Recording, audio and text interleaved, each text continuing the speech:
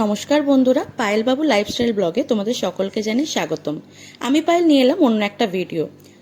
আশা করছি তোমরা সবাই ভালো আছো, আমিও খুব ভালো আছি। এই গরমের দিনে আমের চাটনি খেতে কার না ভালো লাগে, কিন্তু আমার কাঁচা আমের থেকেও কিন্তু পাকা মিঠে আমের চাটনি খেতে বেশি ভালো লাগে।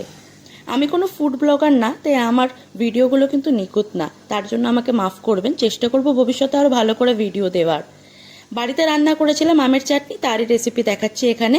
শুকনো লঙ্কা, 5 ফোড়ন আর কালো সর্ষে নিয়ে নিয়েছিলাম ফোড়নের জন্য। সামান্য কড়াইতে তেল দিয়ে যখনই তেলটা গরম হয়েছিল দিয়ে দিয়েছিলাম ফোড়নগুলো।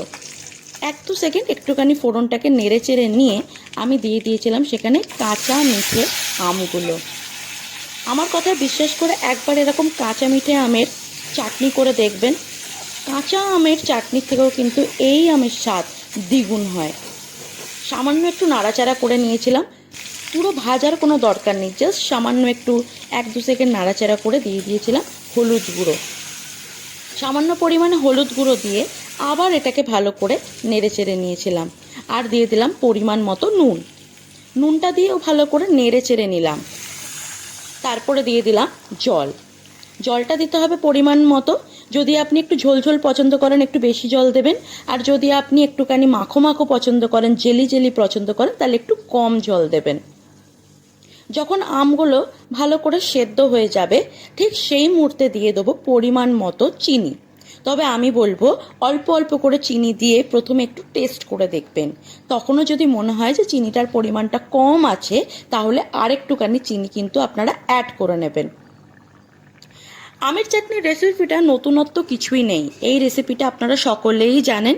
জাস্ট বাড়িতে আমি আমের চাটনিটা রান্না করেছিলাম, তার জন্যই আমি জাস্ট শেয়ার করলাম আমের চাটনির রেসিপিটা।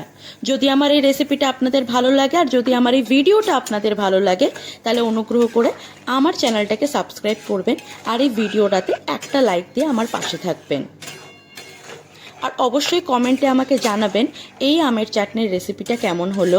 আর ভবিষ্যতে যদি ভিডিও করতে চাই, সেই ভিডিওকে ঠিক করার জন্য, ভয়েস ওভার ঠিক করে দেওয়ার জন্য, ক্যামেরা পজিশন ঠিক করে রাখার জন্য কি কি করা উচিত আমার জন্য, যাতে আমিও আপনাদের মতো নিখুঁতভাবে ভিডিও দিতে পারি।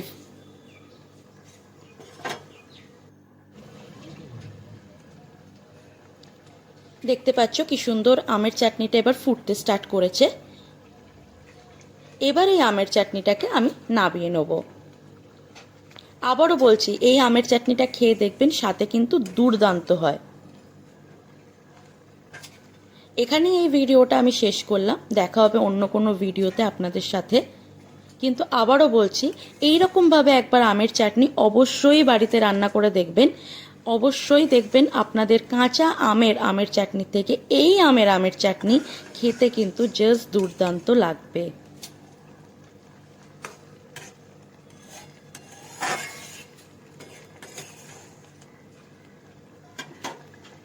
আমের চাটনিটা প্রায় হয়ে গেছে, এবার এটাকে নামিয়ে জাস্ট খাওয়ার পালা।